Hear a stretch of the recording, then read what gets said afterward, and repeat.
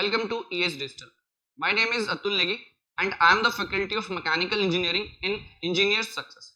So जैसे कि आपको ऑलरेडी मालूम है कि गेट 2021 का नोटिफिकेशन ऑलरेडी आउट हो चुका है by the Bombay IIT Bombay.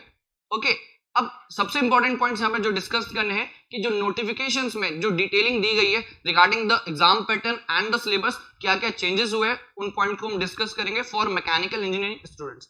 But उन सब पॉइंट्स को डिस्कस करने से पहले हम ये जान लेते हैं कि गेट एग्जाम होता क्या है एंड इसकी इंपॉर्टेंस क्या है. ठीक है, GATE exam basically engineering students भी देते हैं, साइंस स्टूडेंट्स भी देते हैं. ठीक है, अगर मैं एग्जाम की बात करूं तो ये क्या है, graduate aptitude test in engineering. Basically engineering students का एप्टीट्यूड चेक करता है गेट. अब एग्जाम की मैं बात करूं तो 100 मार्क्स का एग्जाम होता है 3 आवर्स में. ठीक है, जिसमें 15 मार्क्स का आपका एप्टीट्यूड प्लस 15 मार्क्स का इंजीनियरिंग मैथमेटिक्स एंड 70 मार्क्स का आपका टेक्निकल पोर्शन रहता है. टोटल आपका 100 मार्क्स इन 3 आवर्स. ठीक है, अब इंपॉर्टेंट ये है कि इसकी इंपॉर्टेंस के बारे में बात करूं तो इंपॉर्टेंस इसका ये है कि आप इसके स्कोर कार्ड को यूज करके आप हायर स्टडीज के लिए जा सकते हैं. सेकंड, आप पीएसयूज में जॉब ले सकते हैं. थर्ड, प्राइवेट कंपनीज भी आजकल गेट के स्कोर कार्ड को यूज करके रिक्रूटमेंट करती है. ठीक है, अब जैसे मैंने फर्स्ट पॉइंट बोला हायर स्टडीज, उसमें दो ऑप्शंस होते हैं. या तो आप डायरेक्टली एमटेक कोर्स कर सकते हैं या फिर एमएस बेसिकली क्या है, एक रिसर्च ओरिएंटेड कोर्स रहता है.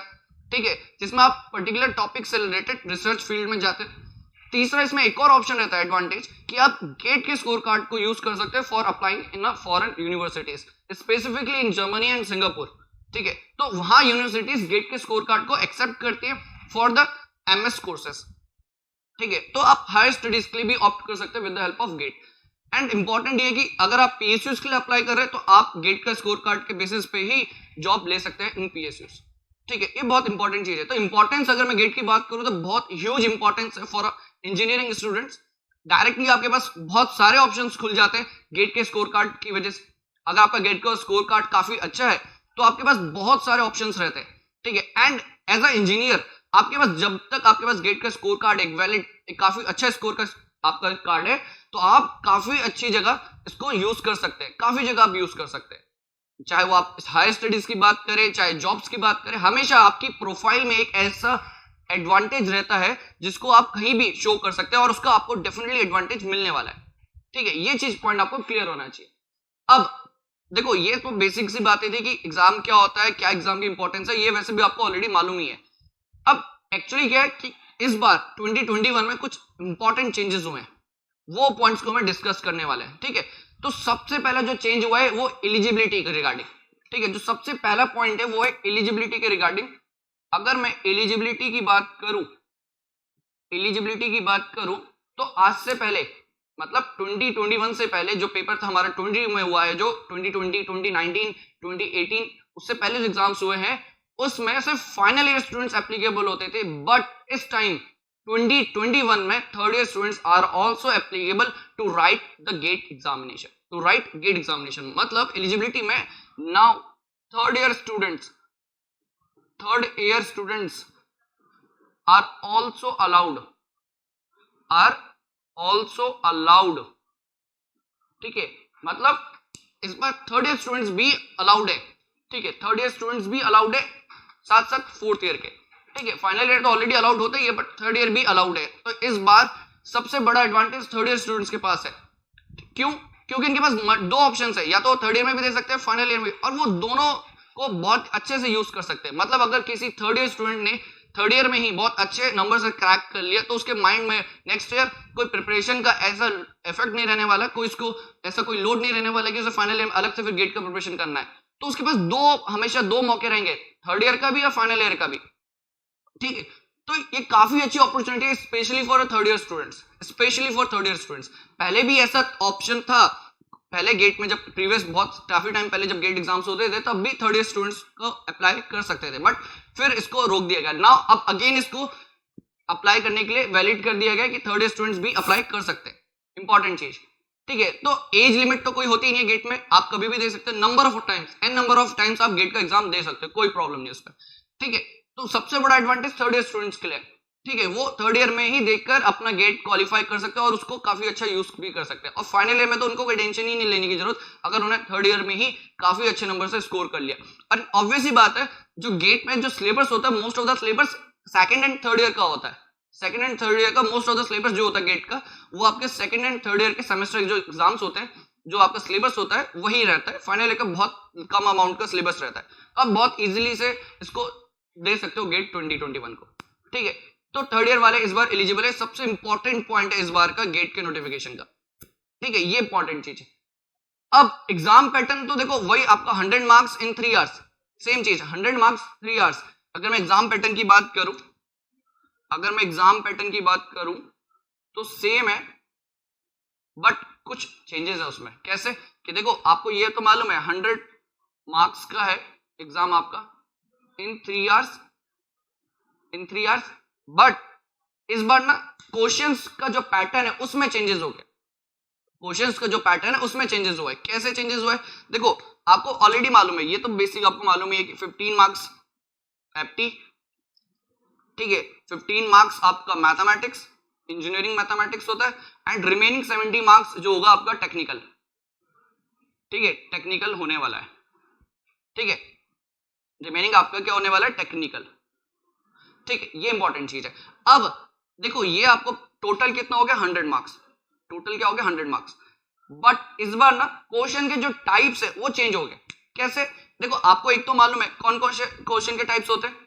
क्वेश्चन के जो टाइप्स है हमारे पास वो है एमसीक्यू, एमएसक्यू एंड एनएटी। ठीक है, ये इंपॉर्टेंट चीज है। 2 एंड 3, 1 एंड 2, 3 टाइप्स के आपके पास क्वेश्चंस होंगे। देखो, एमसीक्यूज तो आपको ऑलरेडी मालूम है, multiple choice questions. But second जो है ना, मल्टीपल सिलेक्ट क्वेश्चन, ये न्यू ऐड हुआ है इस बार, ये as a new pattern add हुआ है। बाकी एनएटी क्या, न्यूमेरिकल आंसर टाइप क्वेश्चन, जिसमें आपको क्या है, आंसर टाइप करना होता है बेसिकली। ठीक है, उसमें आपके पास कोई ऑप्शंस नहीं रहते, बट आपको आंसर टाइप करना रहता है जो भी न्यूमेरिकल वैल्यू आती है। बट अगर मैं इसकी बात करूं एमएसक्यू की, ये बहुत इंपॉर्टेंट चीज है। आपको इसके बारे में क्लियर अंडरस्टैंडिंग होना चाहिए, अदरवाइज आप मिस्टेक कर सकते हैं यहाँ पे। कि जो एमएसक्यू है, इसको अगर मैं डिस्कस करूं, मल्टीपल सेलेक्ट क्वेश्चन, अब इसमें क्या रहेगा?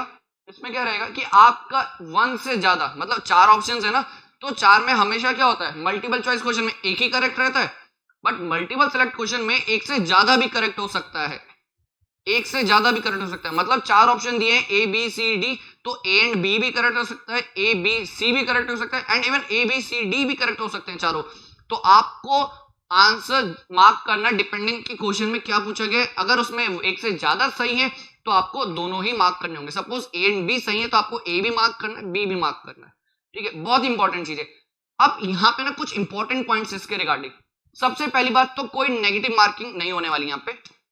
There will not be any negative marking, no negative marking. ठीक है, कोई नेगेटिव मार्किंग नहीं होने वाली। और साथ साथ नो पार्शियल मार्किंग। कहने का मतलब क्या है कि देखो, एक तो पहली बात, अगर आपने गलत आंसर भी मार्क किया तो आपको नेगेटिव मार्क नहीं मिलेगा, इसमें कोई नेगेटिव मार्किंग नहीं होने वाली, और पार्शियल मार्किंग भी नहीं होगी। मतलब सपोज 4 ऑप्शन है आपके पास, A B C and D. Suppose for that particular question, अगर कोई क्वेश्चन हमारे लिए, उसमें आपके आंसर जो है वो ए एंड बी है, ए एंड बी आंसर है, और आपने सिर्फ ए ही मार्क करा है, तो आपको कोई पार्शियल मार्किंग नहीं मिलेगी। पार्शियल क्यों बोल रहा हूं? क्योंकि ए आंसर तो सही है, बट एक्चुअली में जो आंसर है वो ए एंड बी है। तो अगर आपने दोनों को नहीं मार्क किया है तो आपको कोई भी मार्क्स नहीं मिलने वाला। ठीक है, एंड इवन अगर आपने गलत भी मार्क किया तो नेगेटिव मार्किंग भी नहीं होने वाली। तो ये एडवांटेज भी है, इस क्वेश्चन में। इसका कोई डिसएडवांटेज नहीं है कि इस क्वेश्चन में आपको लगे कि यार कुछ नया पैटर्न का क्वेश्चन आ गया तो हमारे लिए कुछ डिसएडवांटेज वाली बात है। एज सच कुछ नहीं है, बहुत ही सही क्वेश्चन है और बहुत अच्छा स्ट्रेटेजी है। ठीक है, एक तो आपको कोई नेगेटिव मार्किंग नहीं होने वाला, साथ साथ कोई पार्शियल मार्किंग भी नहीं है, तो दोनों चीजें। अब इस तरह के क्वेश्चन का अगर मैं एग्जांपल की बात करूं, जैसे मैं मैकेनिकल इंजीनियरिंग स्टूडेंट्स की बात कर रहा हूं, तो एक एग्जांपल से आपको समझा सकता हूं। सपोज एक क्वेश्चन लेते हैं, ऑलरेडी हम अपने बैचेस में, देखो अगर मैं इंजीनियर सक्सेस की बात करूं तो हमारे जो बैचेस चल रहे हैं, करंटली हमने अभी थर्मोडायनेमिक्स खत्म किया, अभी आईसी इंजन चल रहा है। तो अगर मैं थर्मोडायनेमिक्स की बात करूं तो एक क्वेश्चन मैं आपको दूं यहाँ पे सपोज एक क्वेश्चन है आपके लिए, एंट्रोपी से रिलेटेड एक क्वेश्चन दे रहा हूं, आप देखना कि कैसे मल्टीपल सेलेक्ट क्वेश्चन है। Entropy change of a system can be, अब इसमें ऑप्शन देखो क्या है, कैन बी पॉजिटिव, सेकंड है can be negative, third option है जीरो, डी ऑप्शन है कांस्टेंट, कैन बी कांस्टेंट। अब देखो entropy change of a system can be positive, negative, zero और कांस्टेंट। अब इसका आंसर क्या हो सकता है? अब बेसिकली ये मैंने क्या मल्टीपल सेलेक्ट क्वेश्चन की तरह इसको फ्रेम किया है। तो आपको ऑलरेडी मालूम है, अगर आपने थर्मोडायनामिक्स पढ़ा है, कि entropy change of a system it can be positive, it can be negative, it can be zero and it can be constant. Depend करता है, आपको ऑलरेडी मालूम है, हमने क्या बोला था, एंट्रोपी पॉजिटिव किसका होता है हमेशा, यूनिवर्स का, बट ये सिस्टम की बात हो रही है तो सिस्टम का positive, negative, even zero, constant सब पॉसिबिलिटी है, सारी पॉसिबिलिटीज है। तो मतलब चारों के चारों ही ऑप्शन करेक्ट है यहाँ पे। तो आज जब आप मार्क करोगे A B C and D, चारों के चारों ही ऑप्शन मार्क करने पड़ेंगे आपको, ठीक है ना। ये बहुत इंपॉर्टेंट चीज है जिन्होंने थर्मोडायनामिक्स पढ़ा है, क्योंकि थर्मोडायनामिक्स ऑलरेडी हम डिस्कस कर चुके हैं और काफी अच्छे लेवल में डिस्कस किया है। जिन्होंने पढ़ा है वो उनको मालूम है कि बेसिकली जो हमने डिस्कस किया था, बहुत डिटेल में डिस्कस भी किया एंट्रोपी को, कि entropy change of a system positive, negative, zero, constant सब होता है, ठीक है। तो चारों के चारों ही ऑप्शंस करेक्ट है यहाँ पे। तो इस तरीके के क्वेश्चन फ्रेम किए जा सकते हैं। अगर आप सिर्फ पॉजिटिव मार्क कर दोगे तो आपको कोई भी मार्क्स नहीं मिलने वाला, क्योंकि वो एक पार्शियल आंसर हो जाएगा। कंप्लीट आंसर क्या होगा, चारों के चारों ऑप्शंस को जब तक आप टिक नहीं करते हो तो आपका आंसर करेक्ट नहीं होने वाला, ठीक है। आई होप आपको क्लियर हो गया होगा विद दिस एग्जांपल कि मल्टीपल सेलेक्ट क्वेश्चन किस तरीके से फ्रेम किया जा सकता है। अगर आपने थ्योरी बहुत सही से पढ़ा है, देखो जनरली क्या होता है ना, गेट में से फॉर्मूला पढ़ के चले जाते हैं, अब वो चीज नहीं, आपको थ्योरी भी कंप्लीट नॉलेज होनी चाहिए, थ्योरी की कंप्लीट अंडरस्टैंडिंग होना बहुत जरूरी है, क्योंकि थ्योरेटिकल क्वेश्चन बहुत अच्छे से फ्रेम किए जा सकते हैं यहाँ पे, ठीक है। जिसको भी अगर थ्योरी में लैक कर रहा है वो उसके लिए डिफिकल्ट हो जाएगा क्वेश्चन को मार्क करना, क्वेश्चन को सॉल्व करना उसके लिए डिफिकल्ट हो जाएगा जो थ्योरी में लैक कर रहा है। सिंपली अब गेट में ऐसा नहीं होगा कि आपने फॉर्मूला पढ़ा, फॉर्मूला से रिलेटेड क्वेश्चन आया, आपने फॉर्मूला अप्लाई करा, आंसर आ गया, खत्म। फॉर्मूला बेस्ड पेपर नहीं रह गया अब गेट, थियोरेटिकल कंसेप्ट्स जो हैं वो भी इन्वॉल्व होने वाले हैं। तो कंसेप्ट्स बहुत इंपॉर्टेंट है, साथ साथ न्यूमेरिकल के। देखो न्यूमेरिकल तो डेफिनेटली, न्यूमेरिकल का वेटेज डेफिनेटली गेट में ज्यादा रहता है, बट थ्योरी भी आपको अच्छे से क्लियर होनी चाहिए, ठीक है। तो ये तो बात थी एग्जाम पैटर्न की। एग्जाम पैटर्न में हमने देखा कि ओवरऑल पैटर्न तो वही है, apti, maths and technical, total 100 marks in 3 years, but question की जो वैरायटी है वो हो गया मल्टीपल चॉइस, मल्टीपल सेलेक्ट और numerical answer type. Multiple choice और एनईटी ये तो ऑलरेडी था, बस थर्ड जो हमारा सेकंड जो पार्ट है मल्टीपल सेलेक्ट क्वेश्चन, ये न्यू ऐड हुआ है, ठीक है। उसका एग्जांपल हमने ऑलरेडी डिस्कस कर चुके हैं, ठीक है। अब ये बहुत ही बेसिक सी बात हमने यहाँ पे डिस्कस करा, ये जो चेंजेस हुए। अब इसमें ना एक और इंपॉर्टेंट चीज है कि एग्जाम पैटर्न का ये चीज हो गया, और इस बार जो एक और एडवांटेज है, देखो एडवांटेज ही एडवांटेज, इस बार जो गेट का नोटिफिकेशन है ना उसमें एडवांटेज ही एडवांटेज है, ठीक है। जो भी उन्होंने मॉडिफिकेशन करे वो कहीं ना कहीं एक इंजीनियरिंग स्टूडेंट के लिए बहुत ही ज्यादा एडवांटेज है। वो कैसे, एक तो एडवांटेज हो गया कि थर्ड ईयर स्टूडेंट्स अप्लाई कर सकते हैं। सेकंड एडवांटेज हो गया कि एग्जाम इस बार जो होने वाला है ना उसमें स्टूडेंट एक से ज्यादा पेपर के लिए अप्लाई कर सकता है। आज से पहले कभी ऐसा नहीं हुआ कि एक स्टूडेंट मोर देन 1 पेपर के लिए अप्लाई कर सकता है फॉर गेट, आज तक कभी नहीं हुआ है। तो ठीक है, इस बार जो मॉडिफिकेशंस हुए ना वो बहुत ही पॉजिटिव मॉडिफिकेशंस है, बहुत ही ज्यादा पॉजिटिव मॉडिफिकेशंस हुए हैं इस बार गेट के नोटिफिकेशंस में, ठीक है। आपको एज अ पॉजिटिव कंसीडर करना है, ठीक है, क्योंकि थर्ड ईयर वाले को एप्लीकेबल हो गया, बहुत ही पॉजिटिव पॉइंट। इस बार गेट आप एक के बदले 2 पेपर दे सकते हो, ठीक है, 2 पेपर के लिए अप्लाई कर सकते हो, वो भी बहुत पॉजिटिव पॉइंट है, ठीक है। अभी हम डिस्कस करेंगे कि कौन सा पेपर आप दे सकते हो और कौन सा बेस्ट कॉम्बिनेशन होने वाला है, ठीक है। देखो जैसे अगर मैं मैकेनिकल इंजीनियरिंग स्टूडेंट्स की बात करूं, पेपर 1 तो आपका मैकेनिकल इंजीनियरिंग वाला है, ठीक है, वो आप दे रहे हो। साथ साथ आप दूसरा पेपर कौन सा दे सकते हो, वो होगा इंजीनियरिंग साइंसेस का। कौन सा, इंजीनियरिंग साइंसेस का, ठीक है, ठीक है। उसको डिस्कस करने के लिए मैं आपको बताता हूं कि कौन कौन से बेस्ट कॉम्बिनेशन हो सकते हैं बेसिकली, ठीक है।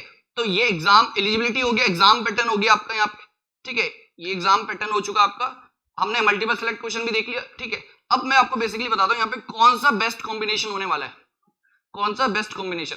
देखो पहला पेपर तो ऑलरेडी आप मैकेनिकल का ही दोगे, ऑब्वियस सी बात है, ठीक है। अगर आपको दूसरा पेपर के लिए भी अप्लाई करना है, दूसरे पेपर के लिए भी अप्लाई करना है, तो आपके पास ऑप्शन क्या है, इंजीनियरिंग साइंसेस, इंजीनियरिंग साइंसेस, ठीक है, जिसका कोड है XE, इसका कोड है XE, ठीक है। अब आप 2 पेपर दे सकते हो, बहुत बड़ा एडवांटेज है, ह्यूज एडवांटेज, ठीक है। कैसे? मैकेनिकल और इंजीनियरिंग साइंसेस का कैसे?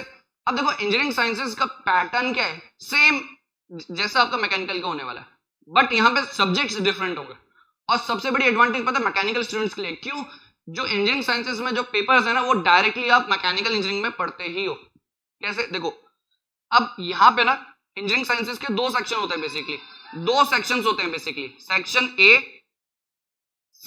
ए होता है, सेक्शन बी होता है, सेक्शन ए होता है, सेक्शन बी होता है, ठीक है। सेक्शन ए में क्या है बेसिकली? सेक्शन ए में क्या है? देखो maths plus apti, maths plus apti, maths plus apti. अब मैथ्स प्लस एप्टी वही 15 मार्क्स, 30 मार्क्स का हो गया, ठीक है, 30 मार्क्स का।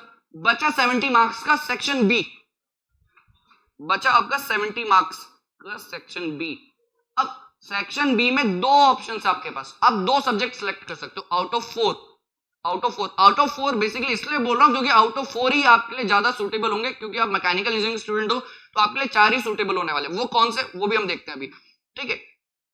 उन 4 की अगर मैं ऑप्शंस की बात करूं, उन 4 के ऑप्शंस की बात करूं तो मैं सबसे पहला तो आपके पास है फ्लूइड मैकेनिक्स, ठीक है। दूसरा है आपके पास थर्मोडायनामिक्स, दूसरा आपके पास स्ट्रेंथ ऑफ मटेरियल या फिर आप सॉलिड मैकेनिक्स भी बोलते हो। चौथा है material science, material science 1, 2 and 3 and this is 4, fluid mechanics, thermodynamics, strength of material, material science. ये 4 ऑप्शंस है और इन चारों में से आप 2 सिलेक्ट कर सकते हो। इन चारों में से any two options can be selected, any 2 options can be selected, ठीक है। ये इंपॉर्टेंट चीज है, any 2 options can be selected, ये इंपॉर्टेंट चीज है। अब आपके ऊपर डिपेंड करता है आपको एफएम थर्मोडायनामिक्स का कॉम्बिनेशन लेना है या फिर एफएम प्लस सॉलिड मैकेनिक्स का या फिर solid mechanics plus material science, जो भी आपके पास मर्जी आप वो चूज कर सकते हो, ठीक है। बट चूज 2 ही करने, अब वो 35 मार्क्स से होंगे तभी जाकर वो 70 मार्क्स बनेंगे, and 70 plus 30 100 marks in 3 hours. Same pattern रहने वाला है, ठीक है। तो आपके पास पॉसिबिलिटी क्या है, मैकेनिकल का आप 2 पेपर दे रहे हो, अगर आपको इंजीनियरिंग साइंसेज से भी अप्लाई करना है गेट के लिए तो आपके पास पॉसिबिलिटी है 4 ऑप्शंस की, 4 ऑप्शन है, 4 में से आपको 2 चूज करने। देखो ये तो कंपलसरी है, ये जो है ये तो कंपलसरी है। ऑप्शन कहां मिल रहा है आपको? ऑप्शन मिल रहा है टेक्निकल वाले पार्ट में। और सबसे इंपॉर्टेंट बात पता है क्या, मैकेनिकल वालों के लिए क्यों एडवांटेज है कि चारों के चारों सब्जेक्ट आप ऑलरेडी मैकेनिकल इंजीनियरिंग में पढ़ते ही हो, तो आपके लिए कोई बड़ी डील नहीं है कि इसको अलग से पढ़ना पड़ेगा। ऐसा कुछ नहीं है।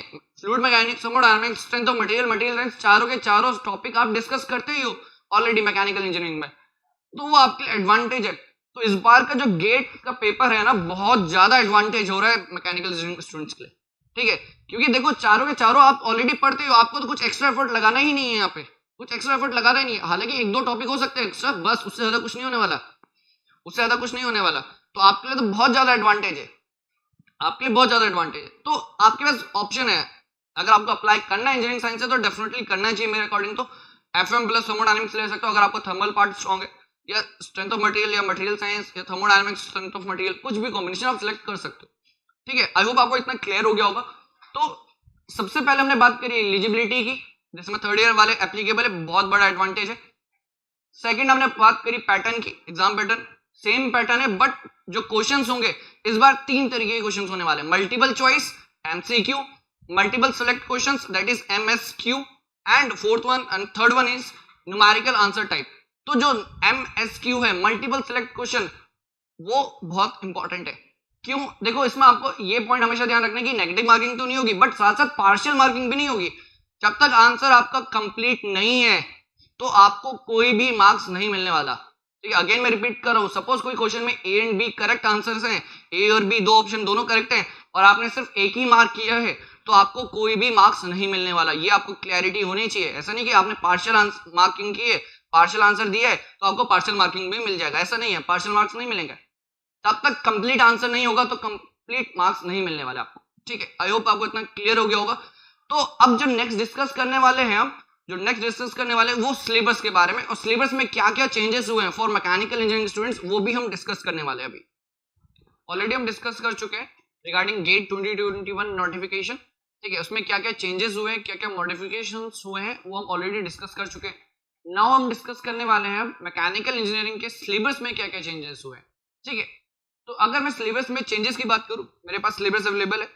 जो इंपॉर्टेंट चेंजेस हुए हैं वो हुआ है आपका इंजीनियरिंग मैकेनिक्स में एंड मैन्युफैक्चरिंग साइंसेस में। मोस्ट ऑफ द जो चेंजेस हुए हैं engineering mechanics and manufacturing sciences, ठीक है। तो सबसे पहले डिस्कस कर लेते हैं इंजीनियरिंग मैकेनिक्स में जो चेंजेस हुए हैं। अगर मैं इंजीनियरिंग मैकेनिक्स की बात करूं,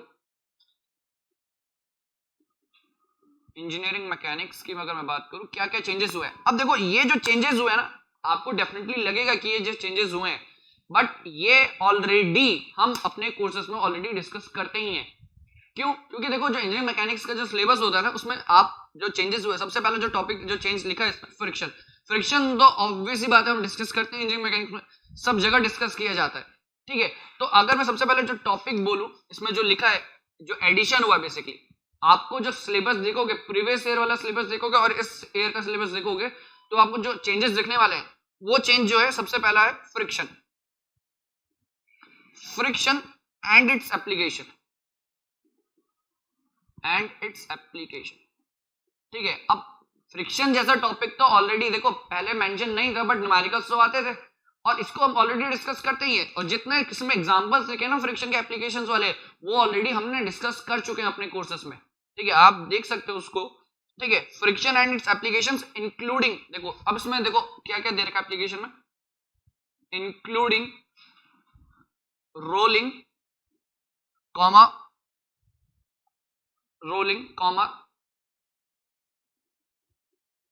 ठीक है, बेल्ट पुली,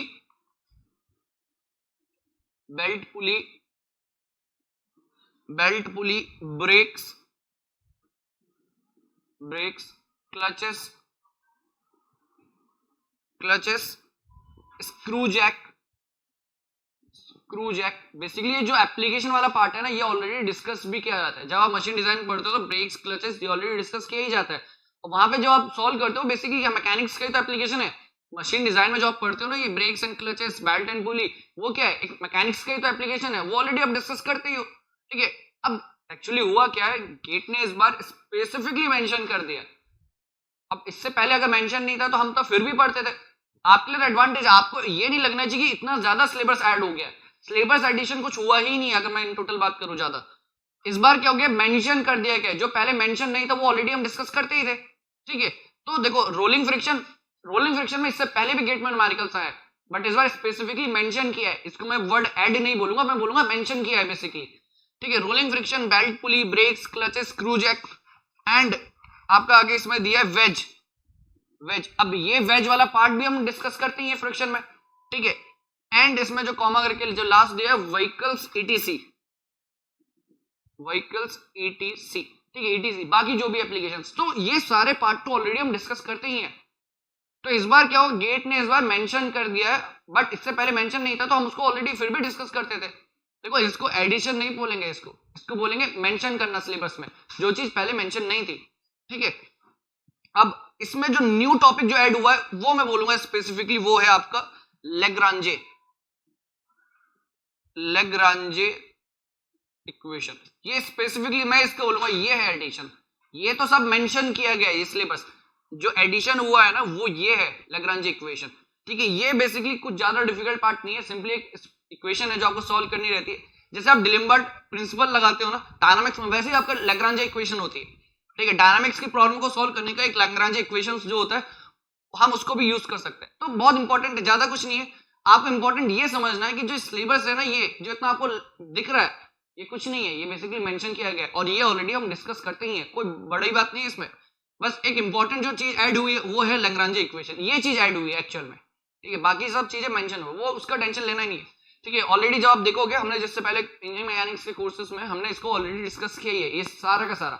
बट इस बार इसको अलग से डिस्कस करेंगे लेग्रांजे इक्वेशन, ठीक है। ये एडिशन है, बाकी सब बेसिकली सिलेबस में मेंशन किया गया, ठीक। ये पार्ट हो गया, ये तो हो गया हमारा इंजीनियरिंग मैकेनिक्स का, ठीक है। ये बात होगी हमारी इंजीनियरिंग मैकेनिक्स की। अब इसके बाद हम बात कर लेते हैं जो चेंजेस हुए हैं वो आपका फ्लूइड मैकेनिक्स में। किसमें? फ्लूइड मैकेनिक्स, ठीक है। Fluid mechanics,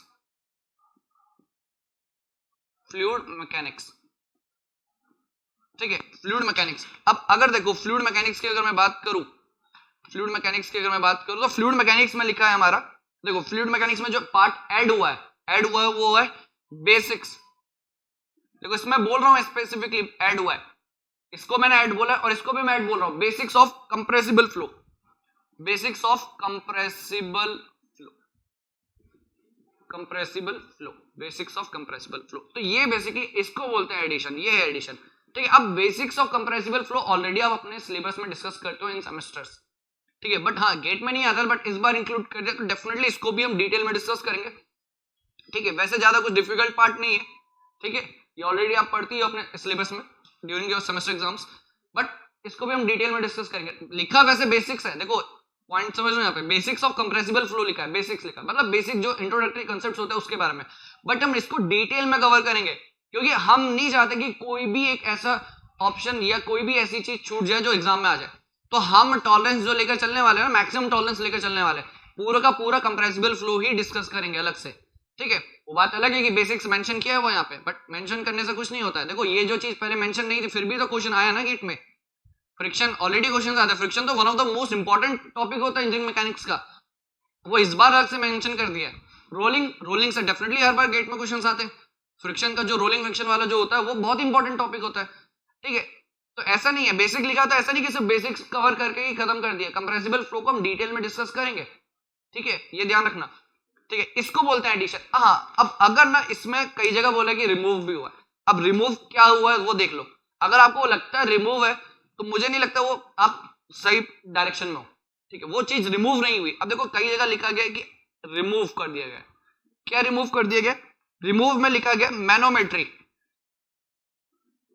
manometry and buoyancy वाला पार्ट, मैनोमेट्री कॉमा बॉयंसी। ठीक है, मैनोमेट्री एंड बॉयंसी। अब देखो बेसिकली ये जो पार्ट है आपका, ये जो पार्ट है बेसिकली क्या है, ये मेंशन नहीं किया, ये आपका क्या मेंशन नहीं कर रखा है, बस इसको रिमूव नहीं बोलते। क्यों? अगर मैं इसको रिमूव कर दूंगा तो इसके कंसेप्ट्स आपको मालूम है, पाइप फ्लो पढ़ते हो आप फ्लो मेजरिंग डिवाइसेस पढ़ते हो, सारा क्या मैनोमीटर्स तो यूज होता है, वेंचुरीमीटर्स मैनोमीटर्स यूज होते हैं। ठीक है, आपका जो नोजल मीटर होता है वहां पे आप यूज करते हो मैनोमीटर्स हर जगह। ठीक है, तो आप याद रखो ये मैनोमेट्री जो कॉन्सेप्ट है ये तो बहुत ही बेसिक चीज है, इसको रिमूव नहीं किया जा सकता कभी, इसको कभी रिमूव नहीं किया जा सकता। तो इसको रिमूव नहीं बोलेंगे, इसको बोलेंगे not mention in the syllabus, not mention in the syllabus. जैसे कि ये पार्ट मेंशन नहीं था फिर भी क्वेश्चन आया ना, वैसे ही वही मैं बात कर रहा हूं, ये रिमूव नहीं हुआ है, ये बेसिकली मेंशन नहीं किया है सिलेबस में। ऑब्वियस ही बात है, बॉयंसी बहुत ही बेसिक कंसेप्ट है फ्लूइड का, तो बेसिक कंसेप्ट तो आप सिलेबस में लिखो या ना लिखो वो तो कवर होता ही होता है ऑलरेडी, क्योंकि वही एक बेसिक फाउंडेशन होता है सब्जेक्ट का। जब तक सब्जेक्ट का बेसिक फाउंडेशन ही क्लियर नहीं होगा तो आप आगे एडवांस जो टॉपिक्स होता है वो कभी कर ही नहीं सकते हो। ठीक है, ये मोस्ट इंपॉर्टेंट चीज होती है। तो इनको मैं रिमूव ना बोल के मैं इसको बोलूंगा it is not mention in the syllabus.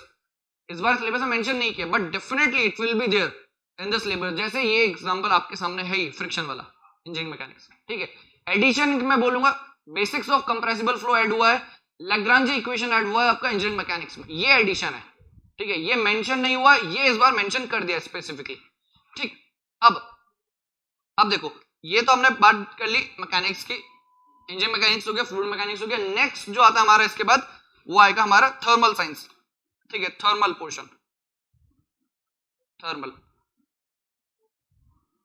Thermal science, basically thermal science. अब देखो थर्मल साइंस की अगर मैं बात करूं, थर्मल साइंस में जो बेसिकली एडिशन हुआ है वो एडिशन हुआ है स्टीम एंड गैस टरबाइन का, steam and gas turbine, steam and gas turbine,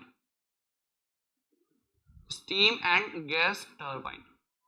ठीक है, अब देखो एक ये जो पार्ट है ना बेसिकली ये पार्ट ऑलरेडी ईएसी के पार्ट सिलेबस में है, ये पार्ट ऑलरेडी सिलेबस ईएसी के सिलेबस में है। अब ईएसी के सिलेबस में तो ऑलरेडी ईएसी के जो प्रिपरेशन करते हैं स्टूडेंट्स उनके लिए एडवांटेज है, वो ऑलरेडी इसको डिस्कस करती हैं। एक्चुअली क्या होता है ना, जब गेट में जब सिलेबस देखोगे स्टार्टिंग में लिखा रहता है वेपर साइकिल्स, ठीक है, वेपर साइकिल्स, ठीक है, गैस साइकिल्स, उसमें ऑलरेडी इंक्लूडेड होता है gas turbine, steam turbine, but इस बार उन्हें स्पेसिफिकली मेंशन कर दिया, तो definitely there will be a question regarding steam turbine. ठीक है, there will be a question regarding steam turbine, इस बार हो सकता है क्योंकि स्पेसिफिकली मेंशन करती है। बट पिछली बार जो था इससे पहले सिलेबस वहां पे क्या जस्ट वेपर साइकिल्स लिखा रहता है, वेपर साइकिल के जैसे रैंकिन साइकिल वहां पे क्या स्टीम टरबाइन यूज होती है ना, तो वो ऑलरेडी उसका पार्ट है। वेपर साइकिल आपने जैसे ही लिखा तो जो स्टीम टरबाइन है वो उसका पार्ट हो गया एक तरीके से। टरबाइन हो गया, बॉयलर हो गया, कंडेंसर हो गया, पंप हो गया, ये सब उसके पार्ट हैं बेसिकली। जैसे ही आप वेपर साइकिल बोलते हैं तो ऑलरेडी वो सारे पार्ट्स उसमें इंक्लूडेड हैं, ठीक है। बट इस बार स्पेसिफिकली मेंशन किया है तो डेफिनेटली आपको इसको और ज्यादा डिटेल में पढ़ना होगा। एसी वाले जो स्टूडेंट्स हैं जो ऑलरेडी पढ़ी रहे हैं एसी, वो तो ऑलरेडी पढ़ते ही हैं। इसलिए देखो एसी वाले जो, देखो एक सिंपल से अगर मैं बात बोलूं, एसी का जो सिलेबस डिस्कस कर रहा है, एसी का जो सिलेबस की तैयारी कर रहा है, उसके लिए हमेशा एडवांटेज रहता है। इंजीनियरिंग साइंस की जो प्रिपरेशन कर रहा है, इंजीनियरिंग सर्विसेज की जो प्रिपरेशन कर रहा है, उसके पास हमेशा एक एडवांटेज रहता है। उसके पास क्या एडवांटेज रहता है कि वो मैक्सिमम सिलेबस पढ़ रहा होता है, और वो सिलेबस हर एग्जाम में कहीं ना कहीं उसका कॉमन पार्ट रहता है। मतलब अगर आपने इंजीनियरिंग सर्विसेज का सिलेबस की प्रिपरेशन कर लिया तो आप समझ लो कोई भी इंजीनियरिंग का पेपर होगा आप इजीली उसको निकाल लोगे, क्योंकि सारा मैक्सिमम सिलेबस तो इंजीनियरिंग सर्विसेज में ही है। अब उसी का कुछ पार्ट गेट में है, कुछ पब्लिक सर्विस कमीशन, कुछ पीएसयूज अपना अलग से जो एग्जाम्स कराते हैं वो वहीं से लेते हैं सारा का सारा सिलेबस। जैसे यूपीपीएससी ने डायरेक्टली इंजीनियरिंग सर्विस का जो सिलेबस है वही कॉपी किया। सिंपल सी बात है, अगर आप इंजीनियरिंग सर्विसेज की प्रिपरेशन कर रहे हो तो समझ लो सारे एग्जाम की प्रिपरेशन एक बारी में हो जाती है। तो हमेशा अपना फोकस जो है ना इंजीनियरिंग सर्विसेज की तरफ रखना चाहिए, ठीक है। अपना टारगेट इंजीनियरिंग सर्विसेज लेकर चलो तो उसके साथ साथ आपकी सारे एग्जाम्स की तैयारी तो ऑटोमेटिकली हो ही जाएगी। हाँ, बट अगर आप गेट स्पेसिफिक हो तो फिर आप इंजीनियरिंग सर्विसेज के लिए आपको एक्स्ट्रा मेहनत करना पड़ेगा अगर आप इंजीनियरिंग सर्विसेज भी देना चाहते हो। बट याद रखो, देखो सिंपल से अपना जो टारगेट वो हमेशा हाई रखना चाहिए। इंजीनियरिंग सर्विसेज है, अगर आप इंजीनियरिंग सर्विसेज की प्रिपरेशन कर रहे हो तो सारे एग्जाम की प्रिपरेशन एक बारी में हो जाएगी। आपको अलग से एग्जाम्स की प्रिपरेशन करने की जरूरत नहीं है। इंजीनियरिंग सर्विस का सिलेबस खत्म करा, समझो सारे एग्जाम्स का सिलेबस खत्म कर चुके हो आप। सिंपल, ये ध्यान रखना, ठीक है। तो एसी के जो सिलेबस होता है उसमें ऑलरेडी हम steam and gas turbine already discuss करते ही है, ठीक है। ये सारा पार्ट ऑलरेडी डिस्कस होता ही है इंजीनियरिंग सर्विसेज में, ठीक है। बट इस बार गेट में स्पेसिफिकली मेंशन है तो इसको भी इस बार डिटेल में डिस्कस किया जाएगा, ठीक है। क्योंकि ईएसी वाला पार्ट जो होता है मोस्ट ऑफ द स्टूडेंट्स क्या होते हैं ईएसी गेट दोनों देते हैं तो वो तो ऑलरेडी पढ़ते ही है, ठीक है, ऑलरेडी उनको पढ़ते ही है, ठीक है। तो ये थर्मल साइंस का पार्ट में एडिशन था। अब जो मोस्ट इंपॉर्टेंट एडिशन हुए हैं वो हुए आपके मैन्युफैक्चरिंग साइंसेस में। जो हुए हैं एडिशंस वो है मैन्युफैक्चरिंग साइंसेस,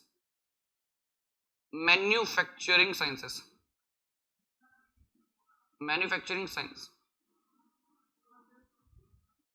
ठीक है। अब देखो आपको ये याद रखो, सिलेबस आपको लग रहा हो इतने सारे चेंजेस, इसमें से चेंज जो है ना सिर्फ क्या है, एक लैग्रांजे इक्वेशंस, कंप्रेसिबल फ्लो।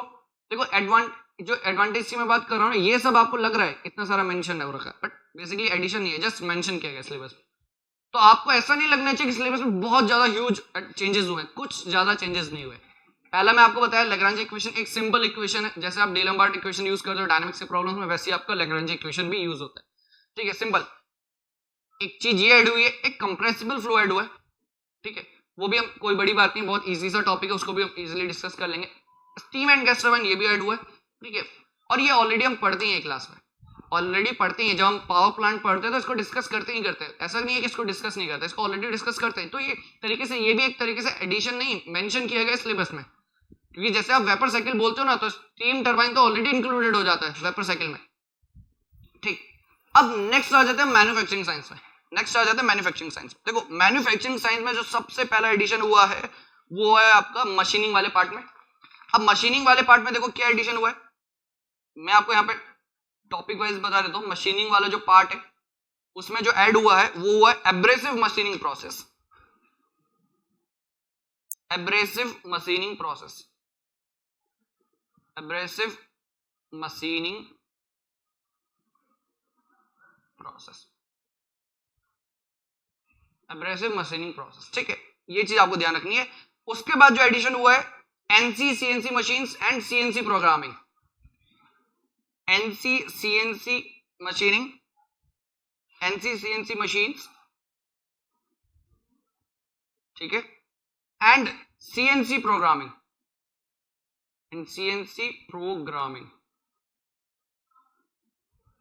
ठीक है, ये चीज एब्रेसिव मशीनिंग। अब देखो ये चीज याद रखना, जब मशीनिंग पढ़ते हैं तो सारे टाइप्स की मशीनिंग पढ़ते ही पढ़ते हैं, ठीक है, वही मैं बोल रहा हूँ। ये भी एब्रेसिव मशीनिंग वाला जो पार्ट है ये भी बेसिकली मेंशन किया गया सिलेबस में, NC CNC machines and CNC programming, ये ईएसी का पार्ट था अभी तक, अब ये गेट पे भी इंक्लूडेड हो चुका है, गेट वालों ने भी इसको इंक्लूड कर दिया सिलेबस में।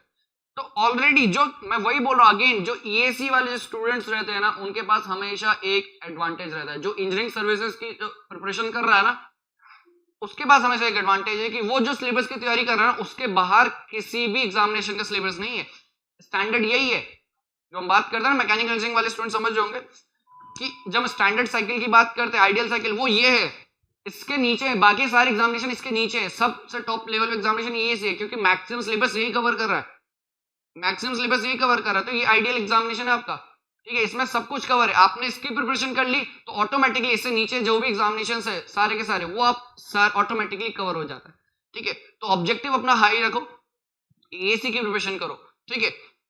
तो ये आपका part NC machine programming, CNC programming, ये ऑलरेडी एसी में था, तो ऑलरेडी इसको हम डिस्कस करते हैं अपने रेगुलर बैचेस में, ठीक। तो ऐसा कुछ ह्यूज आपका इसमें चेंज नहीं है। इसके बाद जो चेंज हुआ है इसमें, हाँ, इसमें जो न्यू टॉपिक है वो है आपका CMM, coordinate measuring machines.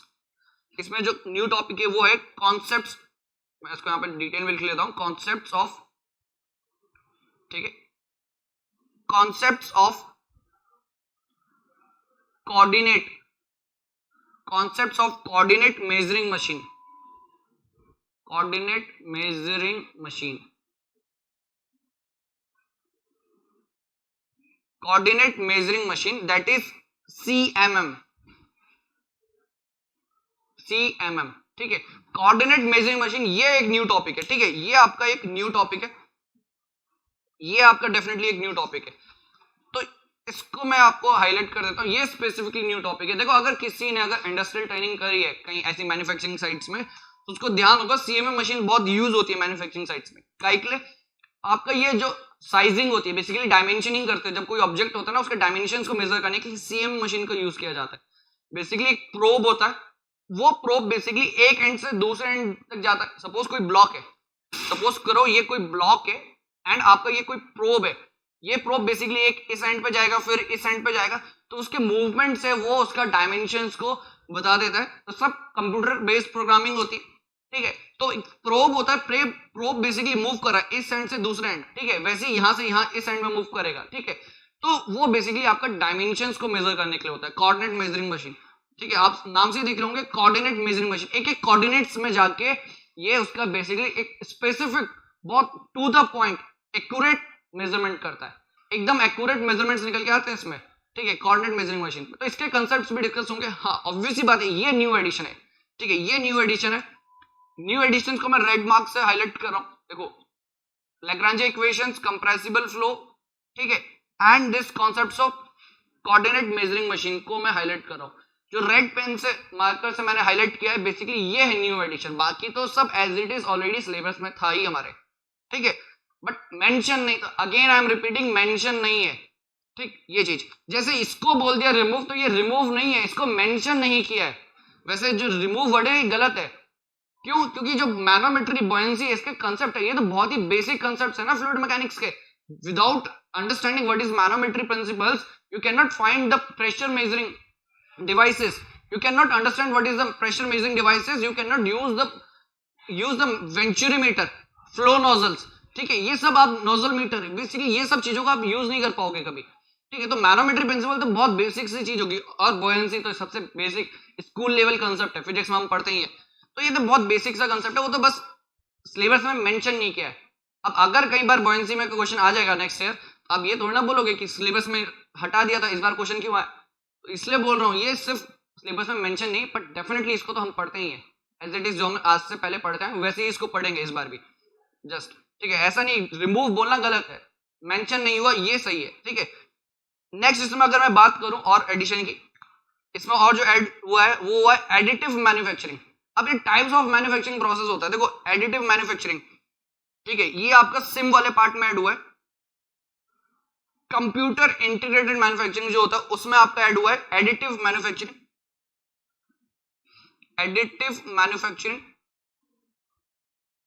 Additive manufacturing CAD CAM tools के साथ अलग से ऐड हुआ है मैन्युफैक्चरिंग, एडिटिव मैन्युफैक्चरिंग, एंड इसके साथ ऐड हुआ है प्रोडक्शन प्लानिंग एंड कंट्रोल में, पीपीसी, प्रोडक्शन प्लानिंग कंट्रोल में जो ऐड हुआ है बेसिकली वो हुआ है लीन मैन्युफैक्चरिंग, ठीक है। आपने अगर प्रोडक्शन पार्ट पढ़ा होगा अपने सेकंड ईयर थर्ड ईयर में, मैन्युफैक्चरिंग, ठीक है, उसमें मैन्युफैक्चरिंग प्रोसेस जब आपका सब्जेक्ट होता है तो उसमें आप ये सारे के सारे जो प्रोसेस होते हैं इसको डिटेल में डिस्कस करते हो। लीन मैन्युफैक्चरिंग हो गया, एडिटिव मैन्युफैक्चरिंग हो गया, ठीक है, एब्रेसिव मशीनिंग प्रोसेस हो गया, ये तो ऑलरेडी आप डिस्कस करते ही हो अपने सिलेबस में, ठीक है। बट जो इंपॉर्टेंट हाइलाइट्स की मैं बात कर रहा हूँ, जो स्पेसिफिकली न्यू एडिशन है, वो एक ये पार्ट है सीएमएम वाला, coordinate measuring machine. Second compressible flow, वैसे कंप्रेसिबल फ्लो भी आप सिलेबस में पढ़ते हो। लैग्रांज इक्वेशन कई जगह कुछ सिलेबस में है, कुछ जगह सिलेबस में नहीं है, बट अगर मैं एडिशन की बात करूँ तो सिर्फ 3 एडिशन है। 3 एडिशन कौन सा? पहला लैग्रांज, दूसरा कंप्रेसिबल फ्लो, तीसरा आपका सीएमएम, ठीक है। ये सब आपका बेसिकली एडिशन हुआ है। तो मैन्युफैक्चरिंग में आपका सबसे पहला हो गया abrasive, NC CNC machines and CNC programming.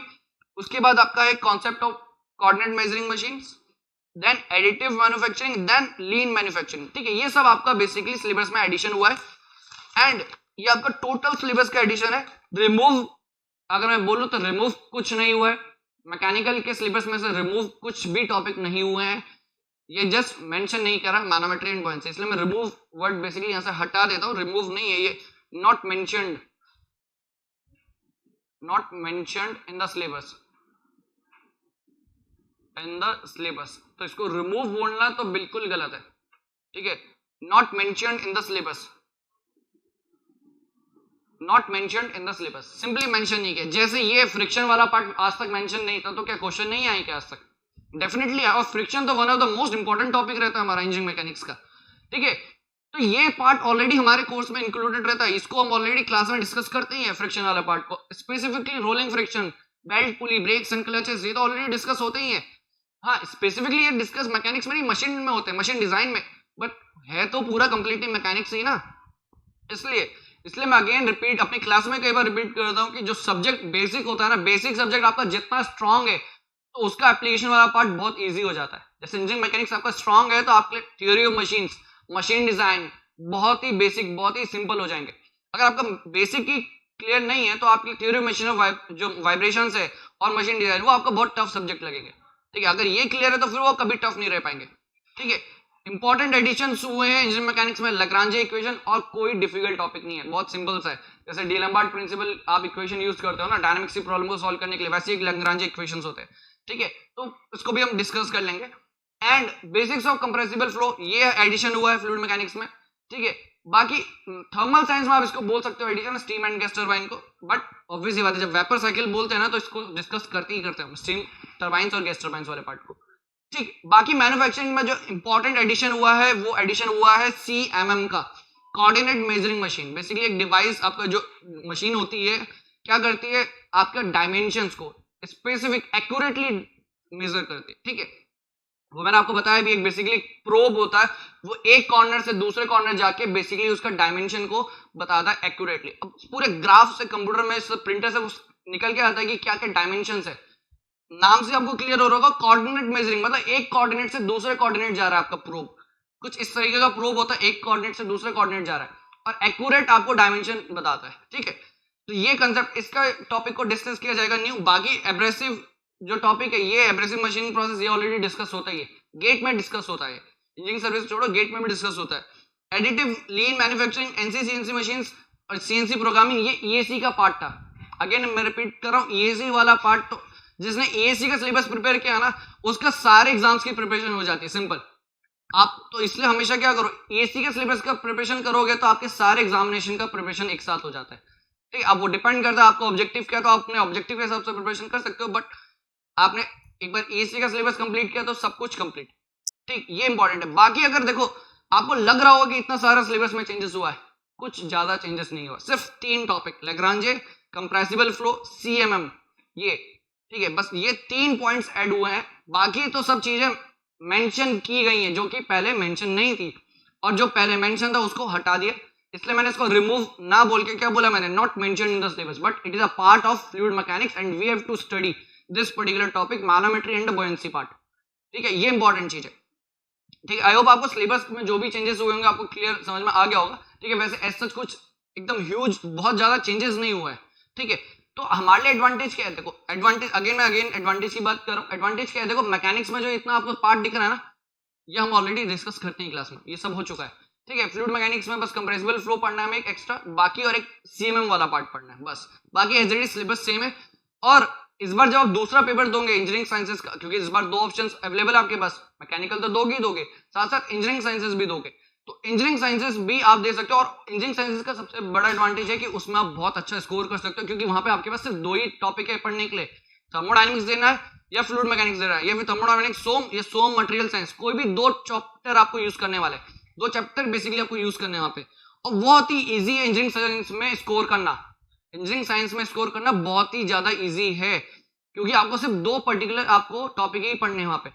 तो मैं डेफिनेटली आपको बोलूंगा कि आप इंजीनियरिंग साइंसेस का पेपर भी अप्लाई करें, इंजीनियरिंग साइंसेस के पेपर में भी अप्लाई करें। एज अ मैकेनिकल तो आप अप्लाई करोगे, बट दूसरा जो इंजीनियरिंग साइंस होगा उसको भी अप्लाई करो, डिपेंडिंग आपको कौन सा टॉपिक अच्छा लगता है, जैसे थर्मोडायनेमिक्स या फ्लूइड मैकेनिक्स, उसका कॉम्बिनेशन बना के आप दे सकते हो इंजीनियरिंग साइंस का पेपर, और उसमें बहुत अच्छा स्कोर भी कर सकते हो, उसमें बहुत अच्छा स्कोर भी कर सकते हो एज कम्पेयर टू मैकेनिकल, क्योंकि वहां कंपैरेटिवली जो कंपटीशन होने वाला है वो कम होगा, उसमें क्या होगा, कंपटीशन कम होगा, और उसका स्कोर कार्ड आप बेसिकली यूज कर सकते हो फॉर द एमटेक एडमिशन, ठीक है, इंपॉर्टेंट चीज, ठीक है। तो ऑलरेडी ये सब हमने डिस्कशन कर लिया। अब देखो मैं इंपॉर्टेंट बात आपको यहाँ पे अनाउंसमेंट कर देता हूँ, जो हमारा जो गेट का जो टारगेटेड बैचेस है, गेट के जो टारगेट बैचेस है वो 1 सितंबर 2020 से स्टार्ट हो रहे हैं।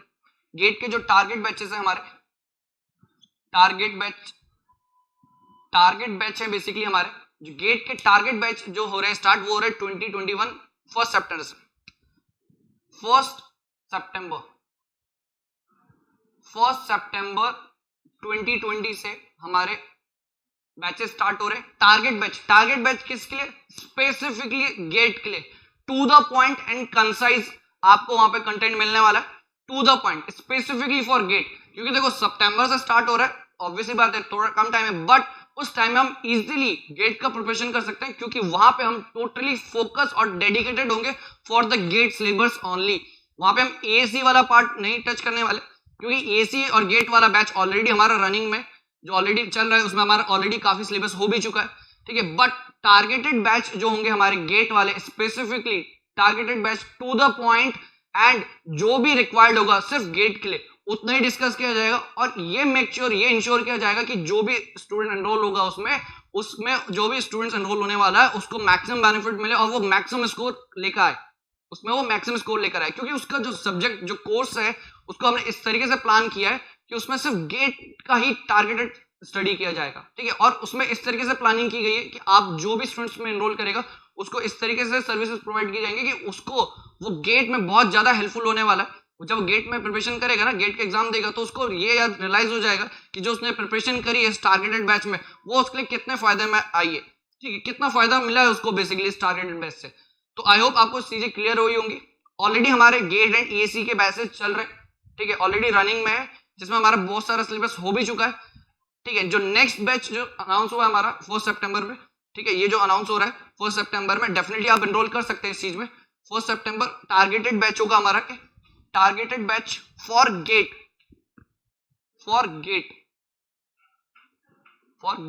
ओनली, ठीक है, याद रखना, for GATE, targeted to the point, ठीक है, to the point specific study होगी सिर्फ गेट की, ठीक है, 1 सितंबर से स्टार्ट होने वाला है, ठीक है। आई होप आपको ऑल चीजें, सारी चीजें क्लियर हो गई होंगी, क्या एग्जाम में चेंजेस हुए हैं, क्या सिलेबस में चेंजेस हुए हैं, और क्या एडवांटेज है। देखो गेट का ना आपके लिए हमेशा एक एडवांटेज रहता है, गेट का स्कोर कार्ड अगर आपकी प्रोफाइल में है ना, आपका गेट का स्कोर कार्ड काफी अच्छा है, काफी हाई नंबर से आपने स्कोर किया है, तो डेफिनेटली आपकी प्रोफाइल की जो वैल्यू डेफिनेटली एक लेवल ऊपर हो जाती है, एक लेवल ऊपर हो जाती है आपकी। हमेशा आप एज एन इंजीनियर कहीं भी जाओगे, आप किसी भी पोजीशन पर हो आप, तो आपका गेट का स्कोर कार्ड ना आपका एक लेवल इंक्रीज कर देता है, ठीक है। आप एमटेक करा, आपने एमएस करा, चाहे अपने पीएचडी ज्वाइन करा, चाहे कुछ भी ज्वाइन किया, जब भी आप अपनी प्रोफाइल लिखोगे ना, वहां पे अचीवमेंट्स में आप गेट का स्कोर कार्ड दिखा सकते हो, और गेट का स्कोर कार्ड अगर आपका काफी अच्छा है ना, तो एक सामने वाले के ऊपर एक डेफिनेटली एक बहुत अच्छा इंप्रेशन बनता है, क्योंकि उससे क्या पता चलता है, गेट के स्कोर कार्ड से पता चलता है आपका टेक्निकल लेवल कितना हाई है, टेक्निकल लेवल कितना हाई है। आपका स्कोर कार्ड में जो नंबर होंगे काफी ज्यादा अच्छा होगा, तो उससे पता चलेगा कि आपका जो टेक्निकल लेवल है वो काफी ज्यादा हाई है, और वो एक बहुत पॉजिटिव इंपैक्ट डालता है सामने वाले के ऊपर। तो हमेशा ध्यान रखना कि आप जब भी प्रिपरेशन कर रहे हो तो गेट का एग्जाम जरूर दो, एंड गेट में ये कोशिश करो कि मैक्सिमम से मैक्सिमम स्कोर कर पाओ आप, ठीक है। आई होप आपको सारी चीजें अच्छे से क्लियर हुई होंगी। Thank you very much.